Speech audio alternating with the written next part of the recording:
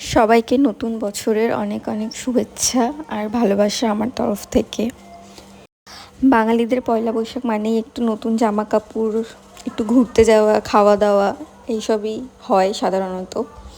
তো আজকে দুপুরে আমি লাঞ্চ করলাম, পোলাও বানিয়েছিলাম, পোলাও আর চিকেন আর আমের চাটনি বানিয়েছিলাম।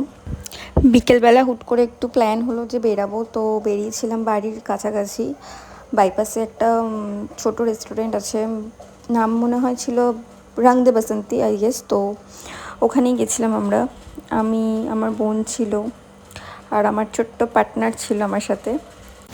একটা তান্দুরি মোমো অর্ডার করেছিলাম, তো মোমোটা খেলাম, অতটা ভালো লাগলো না। তারপর অর্ডার করেছিলাম মেন কোর্সে হচ্ছে বাটার নান আর চিকেনের একটা কি আইটেম, কি কলকাতা স্টাইল একটা কি ছিল জানো, ওটাও আমি ভুলে গেছি। আর এদিকে একজন আমার প্লেটে ডিজাইন করে দিচ্ছিল, দেখো ডিজাইনটা কি সুন্দর বানায়।